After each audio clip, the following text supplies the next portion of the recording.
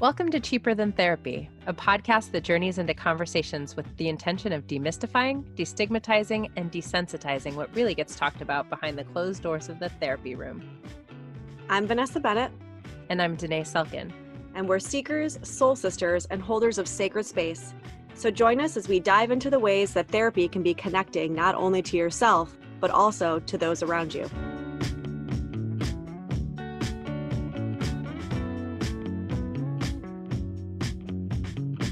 All right, guys, welcome back. Another episode of Cheaper Than Therapy. And today we talk with somebody who Dené and I were excited to talk to, Brandon Alexander. Just to give you guys a little kind of sneak peek into what you can expect, it felt like he brought us to church. I mean, it was just such an uplifting, fun conversation. And he is doing just so much for the world of men, which I think is so important.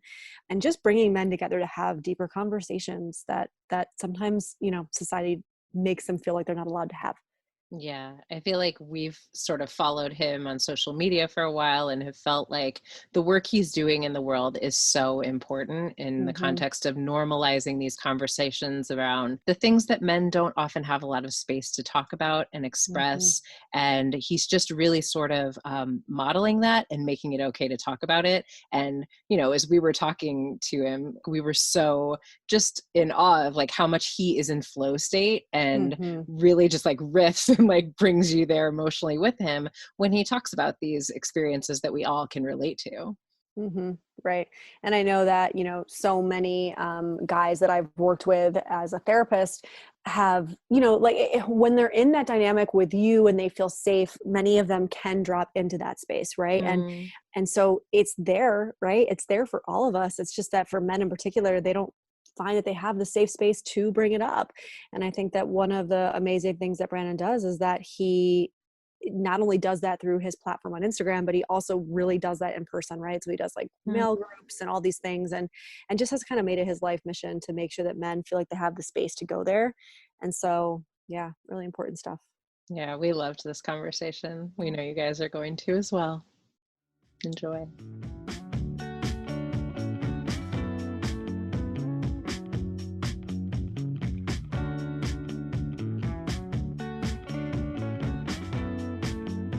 Today, we have Brandon G. Alexander, who is an actor and a founder of New Age Gents, which we're very excited to talk about.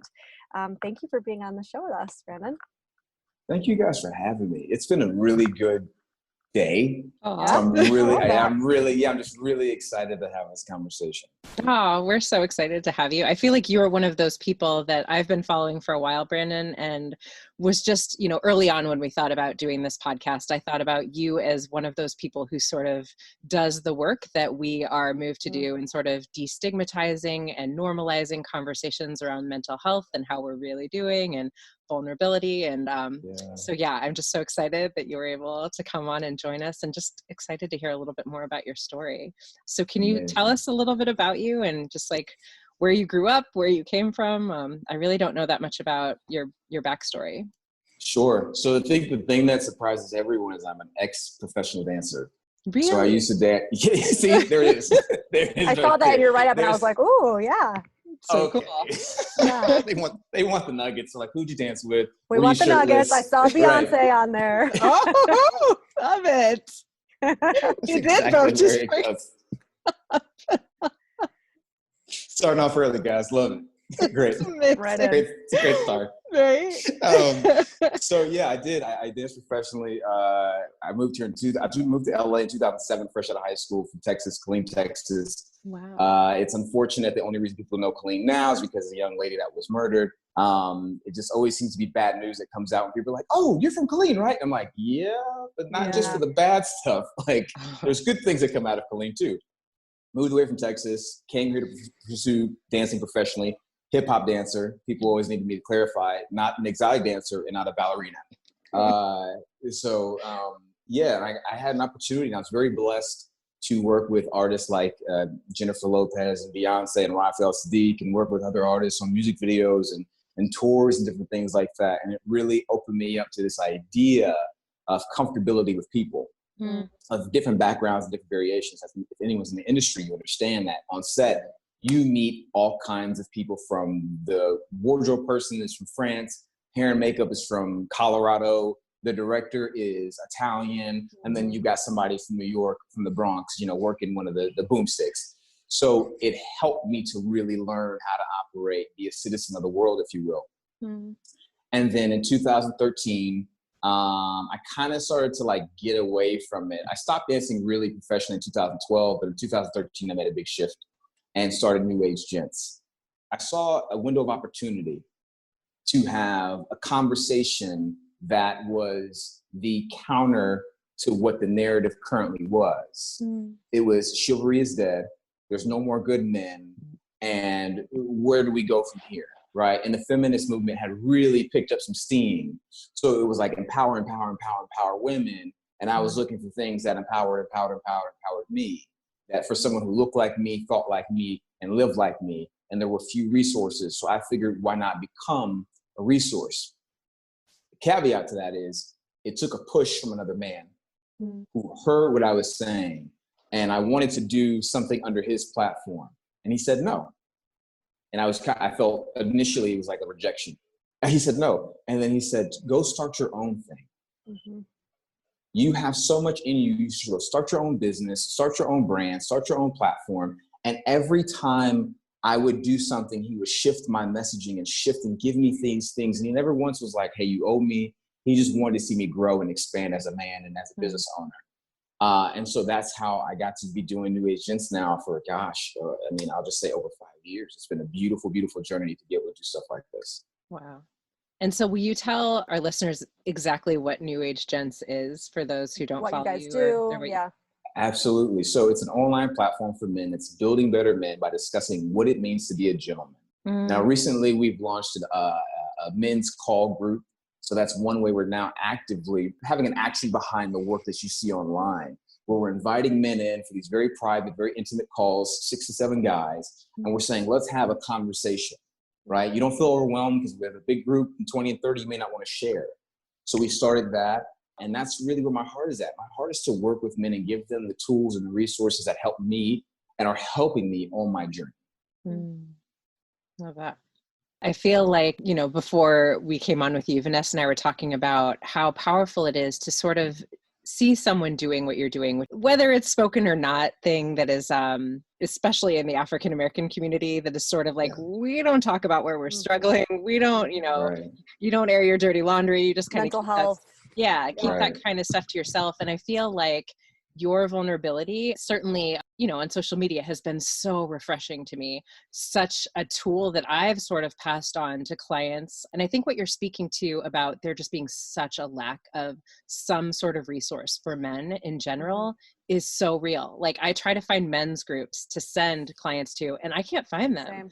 Same. They don't exist. Yeah. Well, here's Rob. I know of 3 in particular. Okay.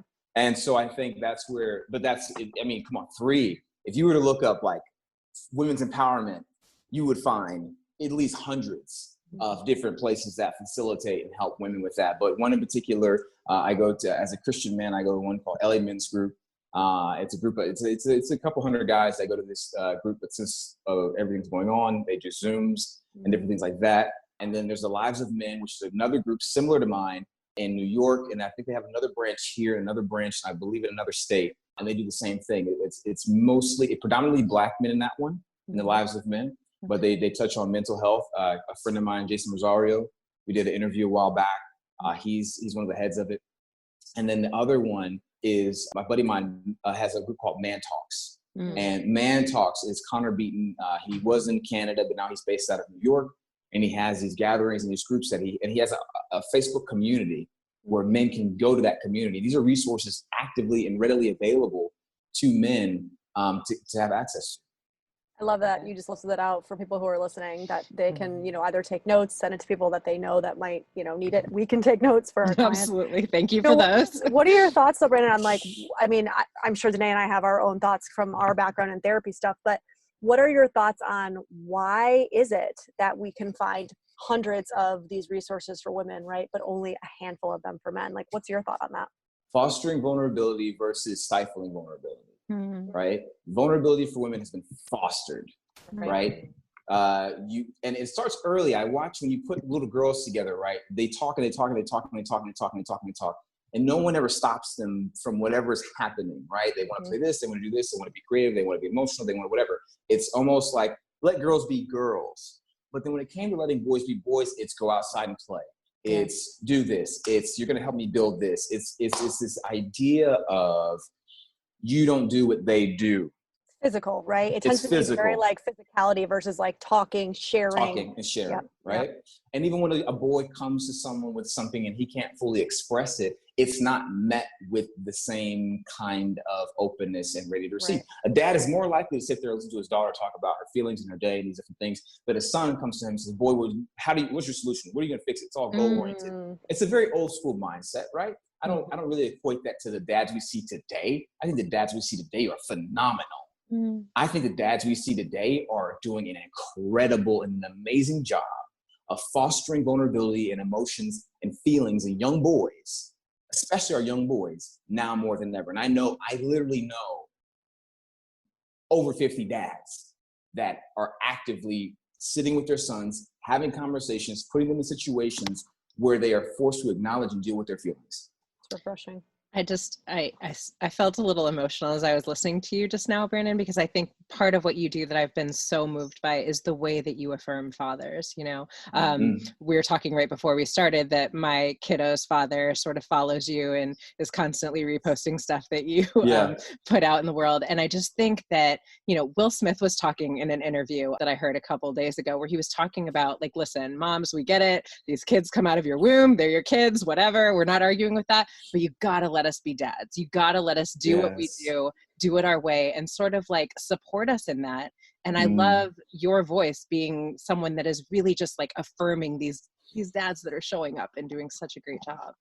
It's an interesting challenge and an interesting opportunity to be not the first to do it, but to be someone that says, I believe we should champion this. Yeah. Right? Absolutely. Because what we often see with fathers or dads or husbands is they'll provide an environment and they'll provide a sense of security or provide a sense of love or care in their environment. But I think what a lot of men struggle with or they need help with is the support to say, hey, you did good. You're doing great right now. Yeah. Right? And to say, no, you're not an average dad. This isn't just you're doing the bare minimum. Like, you take the time. You just, whatever is podcasted all day or did this all day, but you just made time to build a fort or you just took time to take them to the beach. It's like, we really do champion mothers. Even the moms that may not be the best moms, we champion. If you had a baby out of your womb, we're going to champion you because you're a mother. But if you made a baby, you got a responsibility. You got to do this. You got to show up. It's you got to. Instead of saying, thank you so much for just being there. For doing more than just like the necessity stuff. Correct. Yeah, absolutely. And I think that what I find with so many of my male clients is that something in this doing versus being that society sort of requires of men makes it that it's like never enough for men, right? Like they are constantly beating themselves up. They are constantly like, I'm never doing enough. I'm never good enough, right? No, you've nailed it. Like, that's it. I think that's why the suicide rate for men is so high. I think that's why the depression rate for men is so high, right? Because no matter what I do, and this starts back to kind of that kid thing. I gotta make dad proud. I gotta make mom proud. Some way, somehow. I gotta perform. I gotta show up in a way. It's external, right? It's Instead of just like being who I am. And I mean, a lot of people struggle with this, right? Being who I am is worthy of the love and the admiration and the being proud of me for just being me. It's like I have to do something to make them proud of me. Hence, when they get into a relationship, what do they end up doing? Well, I don't really need to talk to you about my love. So how can I perform for you? How can I earn it? It's all performance driven. Sex, same thing. Right? I've been talking to women about this idea, this concept of sensuality and why women desire sensuality when it comes to intimacy versus just, hey, let's get it in, rough and tumble, throw me, move me, whatever, flip me. But men have been programmed to perform. To me, there's no coincidence that how they perform in the bedroom if you look at it closely enough, you look at how they show up in life. Mm. There's no room for them to show up authentically to say, actually, I don't want to do that tonight. I'd really like to just, maybe I'll rub your feet. Maybe we can just talk for a little bit before we actually become intimate. Maybe, can you rub my head? Mm-hmm. These things that we've been programmed for a lot of men to go in and they think, well, if I can do all these things to her, I can show her that I'm the man that she'll never forget. I'll show her that I can give her as many orgasms as she could ever have in her life. But they never get to fully experience the beauty of intimacy. They never fully get to experience sensuality in its fullest because of performance driven. Yeah.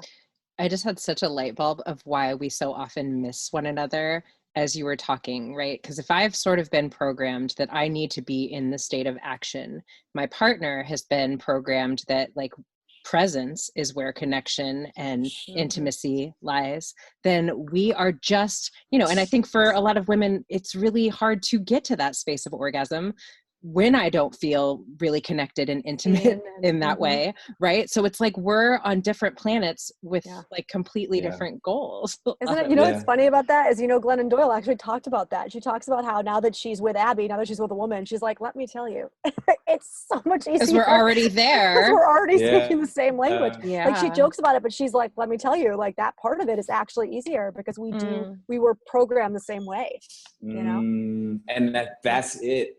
What if we programmed our boys at a younger stage in life to understand touch, feel, cuddling, a kiss, right? It's not sexual, but it opens you to the experience of intimacy, which then is now carried over into your sexual experience. So when he goes into high school, he's not thinking how many women can I bang? How many women can I get with? How the notches? Let me watch this porn so I can get this move right. Exactly right. He'll learn that going on a walk with her and holding her hand is the beginning of foreplay. Right. He'll learn that listening to her talk about her favorite book and not having to like go to the next thing is going to allow her to feel safe and open up.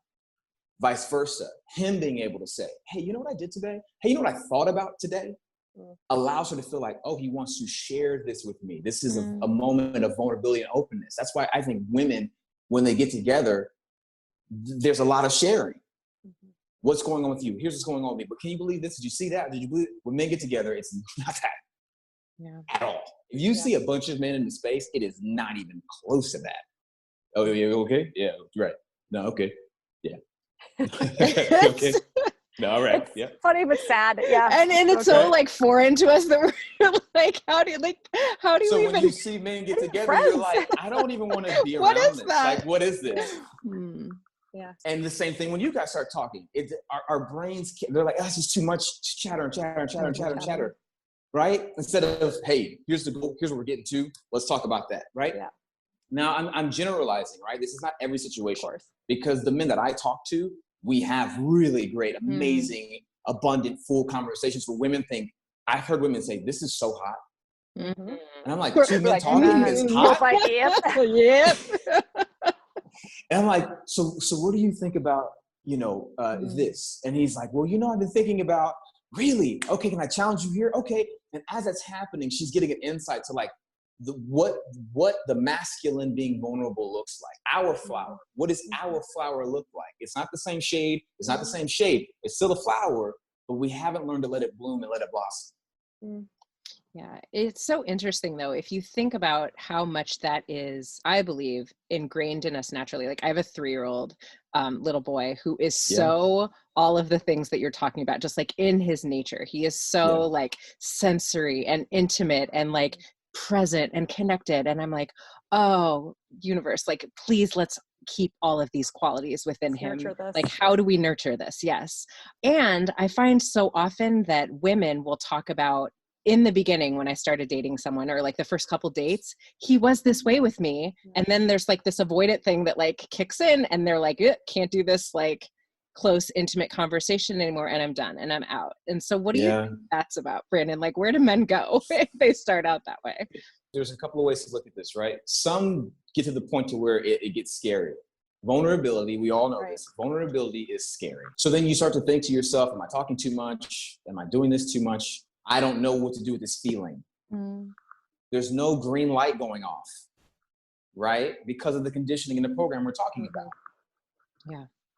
And so that's what I see for some men is the fear becomes more of a reality than the possibility of love. Mm-hmm. It becomes more real than the possibility of connection. Mm-hmm. So how can I stay in this thing that is comfortable for me, my blanket, if you will? Okay, let me just go back to what I know. I remember reading this research maybe a couple of years ago that was saying that they had done new research into cheating and why men and women cheat.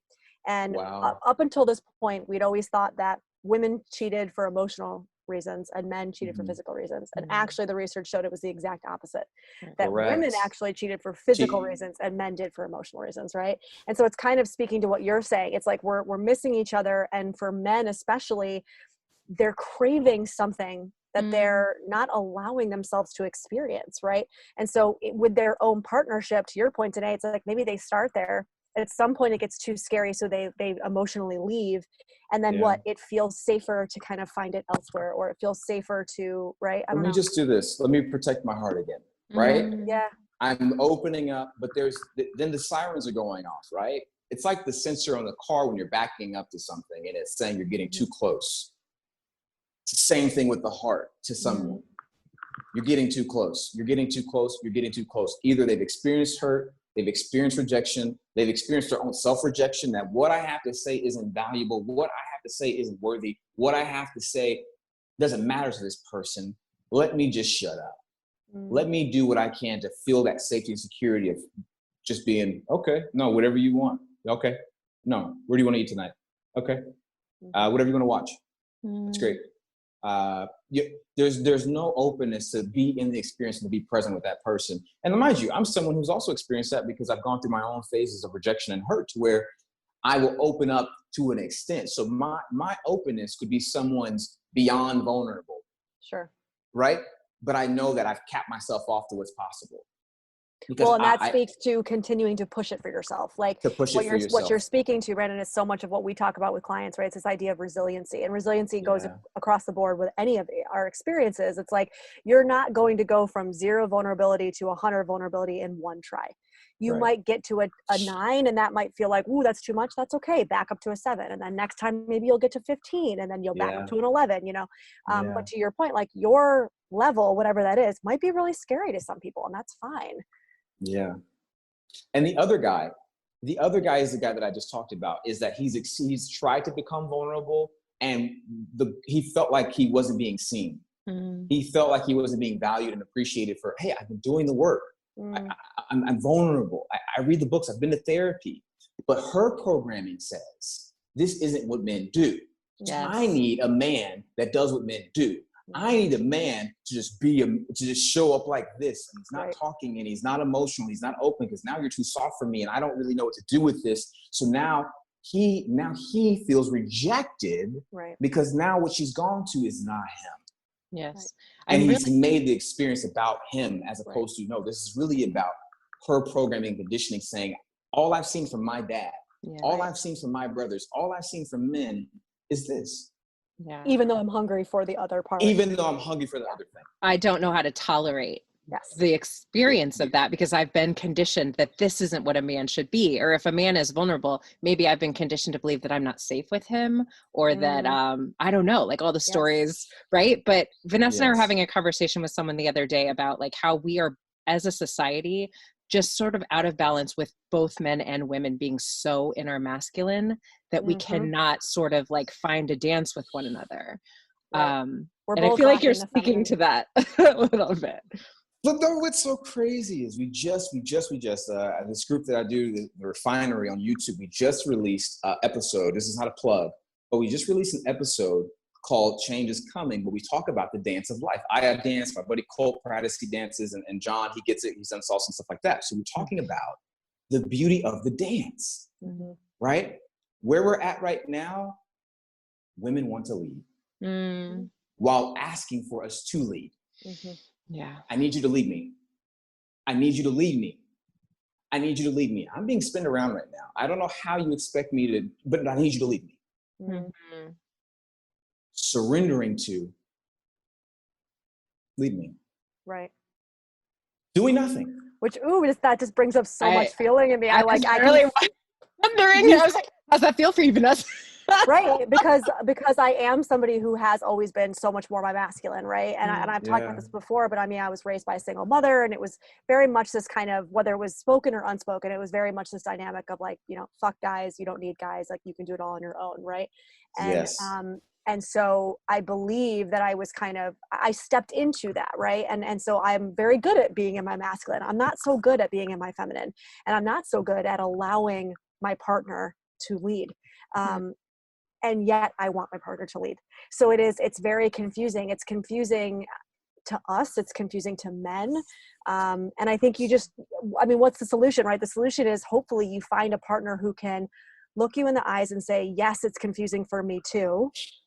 Maybe let's try to do something that feels hard and different and just see what happens. And if it doesn't work, we can pivot and try something new. What's interesting about all this, right, is we're so conditioned right now to believe that women are vulnerable by default, by nature. I think that myth needs to be debunked. Because more women are closed. Just because you talk doesn't mean you're vulnerable. Yeah. Or just because you're vulnerable with your friends doesn't mean you're vulnerable with your correct. Oh yes. I'm like, yes. Yeah. So what I've noticed, even with the recent experience I've had with meeting a woman who has gone into this place with friendships, with romantic relationships, not really feeling like anyone can lead her. Mm-hmm. I knew that I had to be gentle in my leadership and approach. To say, hey, you can relax. Well, I don't need to. Hey, without saying the word relax, obviously. I'm like, that's triggering. Vanessa is activated by the word relax. Right. But in my actions, right? Yeah. And there have been occasions, and here's the thing. There's been occasions where you have to actually put your foot down. Right. That says, you are not afraid of my feminine fierceness.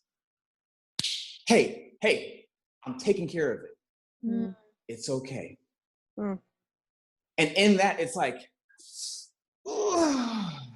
yeah, God, I wish people could see your body language. Yeah, that's exactly what it looks like. The one time I wish we had a camera on Brandon because that's so exactly it. And it's so like these are some of the things I feel like, I don't even know if it's like we're not allowed to say, but they are so true. And I remember in my marriage once, we went to a marriage therapist and we were sort of talking about the dynamic that you're speaking about, right? And the therapist said, I want you to try something to my husband.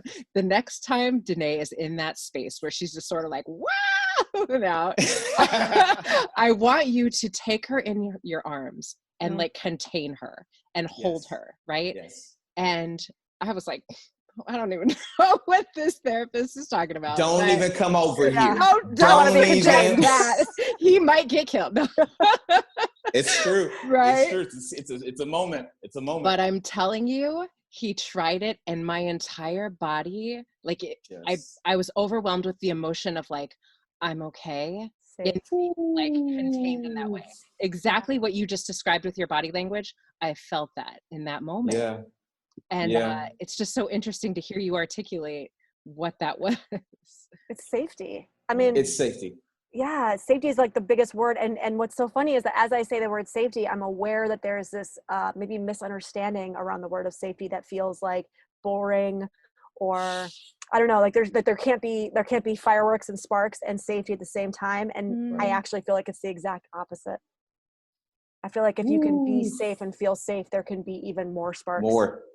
Well, think about what we do with dogs when they're fireworks, right? Like, have you seen those like under blankets? Well, this is like perfect. swaddles. This conversation is perfect. No, this is great. I've got two. I love dogs. This is amazing. Let's keep it going. Let's go with under blankets for women. Right? Yeah. We're gonna trademark that shit. With like a man's arms. 2 arms. This just.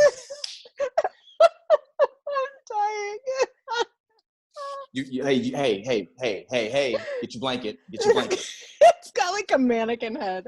Yeah. But it's true. Like if you think about the swaddles that babies have, right? Like there's such a sense of security in that being held. And they've created those for dogs on like the 4th of July because there's something that is so calming in them being held and contained in that way. Yeah. And the other part is not just being physically held, it's being emotionally held. Right. How can you create a space for me? I can't tell you how many times it's like, okay, we're good today. Something comes up that I don't know about, right? Maybe she saw a post of someone who was working out and was jealous of the body, or a friend of her got into it, or money's not doing good, or what am I doing in life and I'm lost, right? But so when we're together, I'm trying to feel out like, what is this? What's going on? What's shifted? And I have a opportunity to take it personal, right? Or take it for what it is and get in there. Create a space where she feels safe enough to say, well, this is not done. This is what happened. Yeah. What do you, whoa. This has nothing to do with the dishes. Talk to me. Well, I saw this post on Instagram. Okay, so so unfollow her. But I got you. I hear you. And in that, it's the same equivalent to physically holding someone in that moment, to where all the stuff that I have balled up and I feel crazy about, and I don't know why.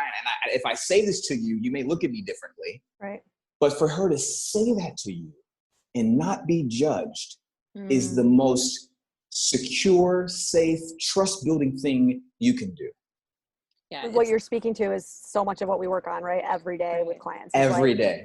This idea of like, well, my partner, my boyfriend, actually, he loves this term, trying to understand before being understood. There it is. And so it's this mantra that I myself have adopted, but also that I will give to clients as like, when you're in that moment where you're feeling defensive and you're feeling that kind of energy well up, can you kind of take a breath and just really focus on trying to understand before being understood? Because that's what creates that pathway. That's what opens up that empathy channel, right? Yeah, it's that thing of I see you, right? What is the movie with the blue people? But like ultimately, like what we all want to feel is that I am safe in being seen by you, even with all of my stuff, my stuff that I imagine is too much or too crazy or too much will make someone leave me. I see you and I'm still here and I'm trying to understand, right? It's the same thing. And men want the same thing. And that's the conversation that I really try and drive home for women who are like, well, he's this, and he's like, well, my question now is, have you created a space for him to feel like he can be himself? Or do you have these expectations in him or for him that he lives within the box of that, right? You got to be this kind of guy. You got to have this kind of job. You got to show up. You got to build this thing for me. And in reality, he really just wants to do a puzzle on a Thursday night. Or in reality, he's into animals and hasn't found a way to talk to you about, because he geeks out on it. And he feels like if he talks too much, you're going to look at him like he's a freak or he's a geek and he's not as cool anymore. We talk about this concept of the bad boy or the guy who's trying so hard to be cool that he never has an opportunity to be himself. Because he may be rejected. He may not get the girl. He may not be as desirable as the hot guy we just put in a movie. So we tell women in 50 Shades of Grey, this guy, which is a wild movie. I watched it just for kind of like research purposes. I was like, yo, this guy's broken.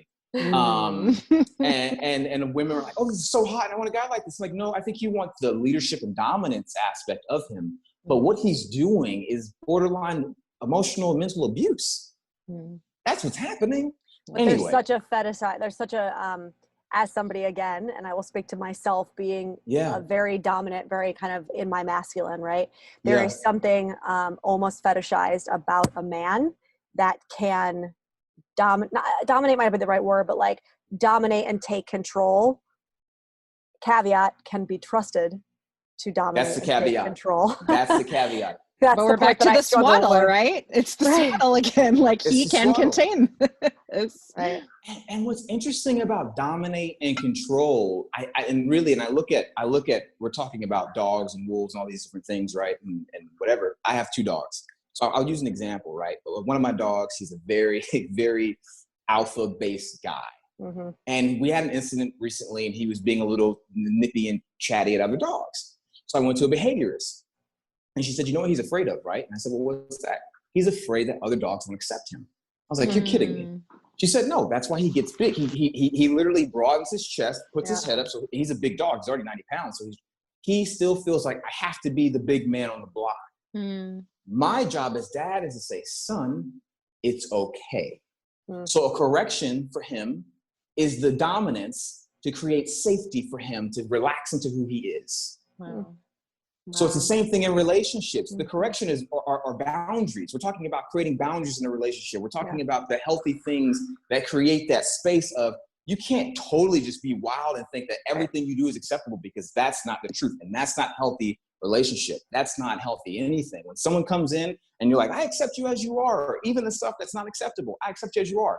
That's false. That's a lie. Right. Because that person can't grow and will not heal beyond that point, because they'll think, well, everything I do is okay. I actually have a client that I've worked with who her marriage is ending, and partly, I mean, there's a lot to it, obviously, but one of the things her and I have talked about is her husband's lack of boundaries with her. And she is a very dominant, you know, like she's very similar to me in her personality and like her career and all these things. And her husband was always very much like, just go and be you, do you. I'm just here as support, whatever you want, whoever you are, it doesn't matter. And it always, for her, it didn't feel safe and didn't feel contained. And we've gotten to a place of like, she actually wishes she had had a little bit more boundaries, and how that would have made her feel more loved by him.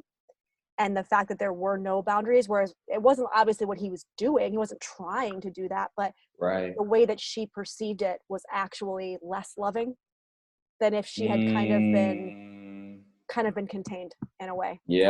And again, this is different for everybody, right? I mean, I say this because she, again, is similar to me in that very like masculine, but I imagine not every woman's going to feel that way, but we were able to get to that place. And I thought that was really interesting. And I'm curious now to hear his story. Right. How did he get to that place? Why is he, and this is something I struggle with. This is something that I practice everything, right? I don't just post. I practice this stuff actively in my life, because the thing we saw with Will and Jada is everyone has issues. And they've been not even idolized. They've been super idolized. On a pedestal. Almost on a pedestal of Mount Olympus, right? For a lot of people, they are Zeus. And I think what needs to happen for a lot of influencers is, I'm not saying overshare, but I think you got to get real with people, right? Yes. Women come to my page all the time and they say, I want a man like you. Why isn't my boyfriend like you? How can my husband be more like you? I understand the concept and the idea, but I don't think you understand the man you'll be getting. Absolutely. You may not really want, you may not really want who Brandon is. Well, you might, but just understand that it's going to take you doing work too. It's not about him doing the work. You both have to do the work. That's not what I'm saying. What I'm saying is, don't be surprised if I'm a little flawed. Don't be surprised if I'm not exactly who you picture me to be, because you're only getting a particular message. The persona, I think that's what I'm saying. Yeah. I think that's so powerful because again, my baby's daddy was on, he was being interviewed for like a podcast the other day, and it was like how to date in 2020. Right. And it was like, if a man does this, what should I do about this? And he was like, I don't know, communicate, talk. It's just so much like, how do I land this person? How should I act to get a man? And it's just amazing to me how much this is still alive, that we're sort of interacting with caricatures of ourselves and other people versus really like getting real about what people are, right? And that all of this is hard for all of us. It is never easy to share your life with someone. Will and Jada, I could not applaud them more for sort of normalizing 25 years of marriage does not always look pretty, people. It's hard work. And so I don't know. I think it just is fascinating to me how much we have been impacted by, we want to act like, I know it's not happily ever after, but people do feel like as long as he meets my checklist of things, that's the man that I want. And it's like, well, what have we talked about today? It's like this idea that the fairy tales always end at the wedding. Absolutely. Right? Like, we don't see the 20-year marriage after Cinderella and Prince Charming got married. We only saw them get married, Cinderella's pissed. We saw the ball gown. You don't never pick up your armor. You always got the I got to pick up the horse's poop. You know what? I left my stepmom's house. I'm not scrubbing your damn shit anymore. I'm not scrubbing it. It's real. I love that imagery. Yeah. I love that. Because it would shift so much of the idea and the narrative around Prince Charming. But who is King Charming? I love that. Yeah. We always stop at the prince. Once you're married, you become a king. So are you a tyrant? Right. Are you loving? Or are you the guy who lacks boundaries? What king or what queen do you become after we meet the fairy tale phase is over? Who do you become? Our obsession with adolescence, I love what you're saying so much, because not to like belabor the point of Will and Jada, but I heard so many people sort of speaking to Will looked broken. Look at him. He had tears in his eyes. She destroyed him. And I was like, did she destroy him? Or was he in a space of vulnerability, which is really, really difficult for us to witness in men? Like, yeah, it is not easy to like go on a public platform and speak about the challenges that we've experienced. I don't know that means he's broken. To me, that means he is incredibly strong. I don't know. And knowing what's going to come after. They're not just some couple. They are a world. They're worldly, global public figures. The memes are coming. The calls are coming. The jokes are coming.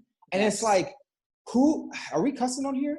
Yes. I do all the time. Who the fuck are we to poke this man's soft spot? Please preach. Who the fuck are you? Thank you want somebody coming into your house, poking you in the fucking eye, talking about all the things you've done wrong? I don't think but that's so. exactly it. It's all the projections, right? So it's like projections. If I can put it out here and put it out here, I don't have to look at the mirror. And talk about my own shit. Right. Here's what I find so amazing about now I've got preachy, but the vastness, because there's this place I go to, I'm like, Jesus, calm me down. There's this beauty in the vastness of love that the experience is not, you can't put it in a fucking box. Now people say, well, what should I do if we break up? What should we do if we're here? Okay, let's evaluate some things before you make this decision. But I'm not going to tell you because you broke up, it's over, it's done, it's wrong. I'm not going to tell you this person may not come back into your life five years from now and then you guys meet exactly where you're supposed to. I can't tell you that guy, that whatever, that he's not the one for you.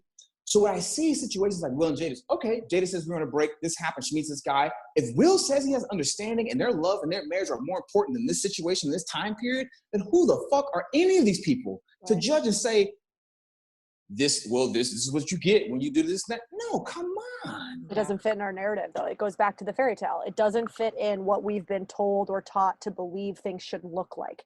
Yes. And if they don't look like this one thing, then obviously something is wrong, right? Right.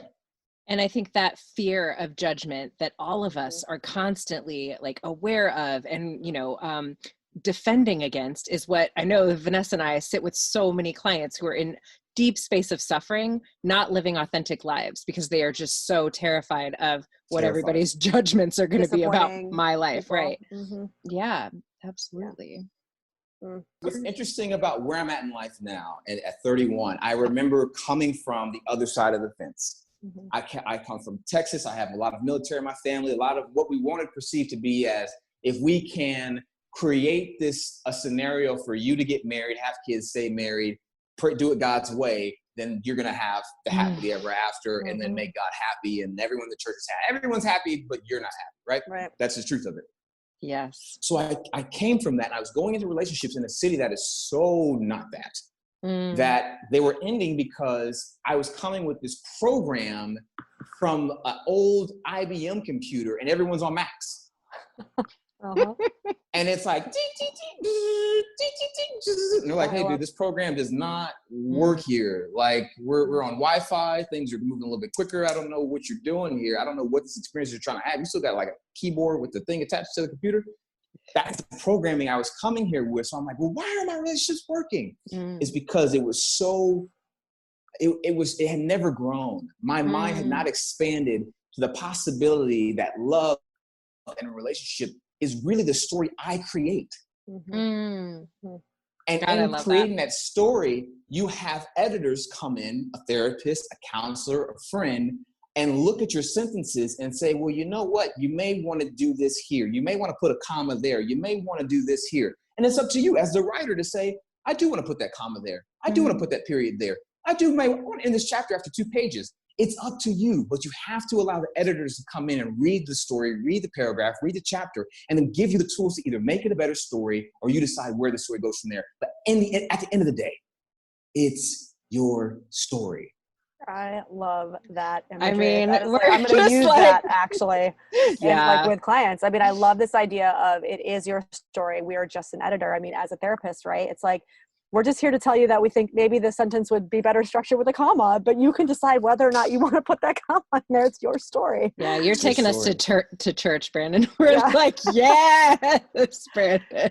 Well, and that's actually, I mean, that's a good segue into kind of like where I wanted to then ask you is like this idea of, because so much of what you talk about is so familiar to us in the therapy world, and yet you have said that you yourself have actually never been to therapy. I'm curious to know kind of what your thoughts are on therapy, how you feel about therapy, you know, what you tell people that you work with about therapy, just because obviously, you know, that's what Dené and I do. So I'm curious.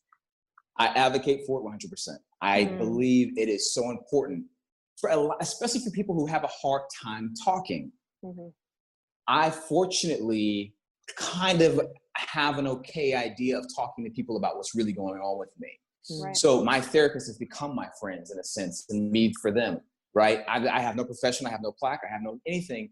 But what I find interesting is after the conversation and self-reflection and accountability for whatever it may be, I'll talk about it, and a therapist will come to me and say, you know, there's a study around that, right? And I'm like, no, I have no clue there's a study around that. Yeah, you talked about this doctor came up with this 10 years ago when men do this, and they show the study is 75% this. And I'm like, happened on Thursday night with a couple whiskeys. Right? Like, that's how I got to the point. And so I wholeheartedly advocate for it. I believe it's important. And I know that when I am in when I'm like in the midst of like being married and whatever, I am already on board with, we're going to go to couples counseling. Because I can't be our counselor. Right. I'm not saying she's not vulnerable, but I know myself enough to be like, well, let's talk about this and let's go to this. I'm tired of talking to your ass. I'm tired of talking to you. I want to talk to somebody else. And I'm like, well, what do you mean, man? I'm a good talker. I'm a good communicator. And she's like, no, I want to talk to somebody. Like, I am already prepared to understand and surrender to, I don't have all the equipment, all the tools, all the resources within me. You have to go to something outside of you.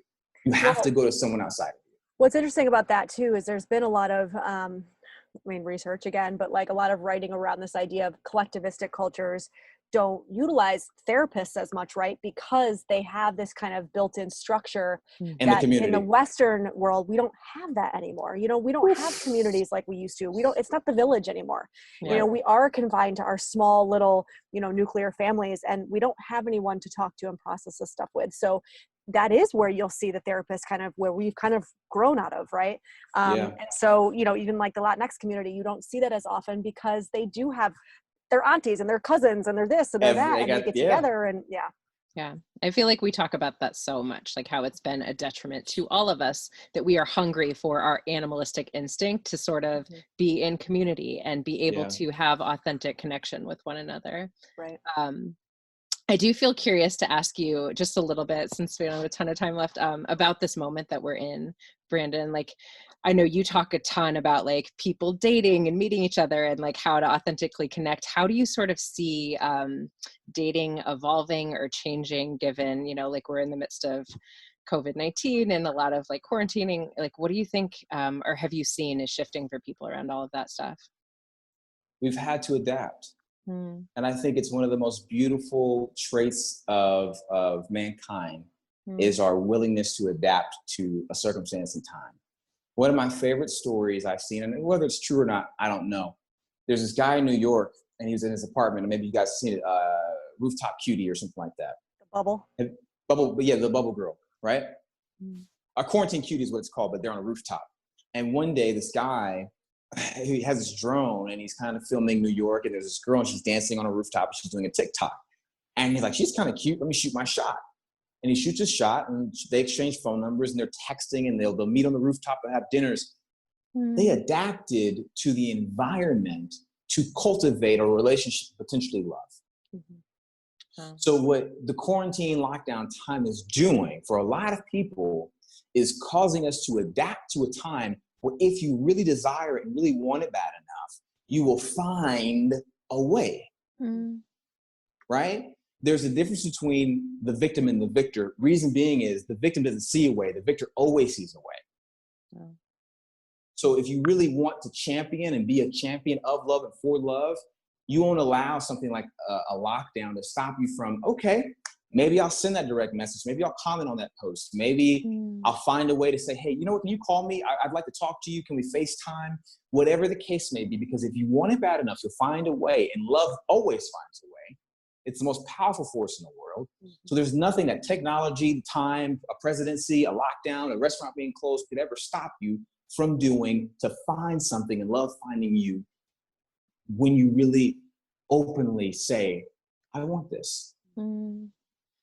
I love that. And I love the way that you're sort of talking about us evolving in the context of maybe this is sort of what we needed to have happen to sort of humanize the way that we're meeting one another and dating, where we really have to like be hungry to actually know each other and do the work to have conversations versus just continuing to swipe right or left or whatever the hell you're doing. Whatever way I'm supposed to swipe. Whatever you're swiping when you're swiping. But yeah, maybe we needed a little bit of this. So for me, and I think it was kind of interesting. We always toyed this idea of, well, what would happen if we were in the war? You know, these romantic stories of, well, he went off and she wrote letters every day and all these different, right? We romanticize this idea, but we had that opportunity. We have that opportunity now.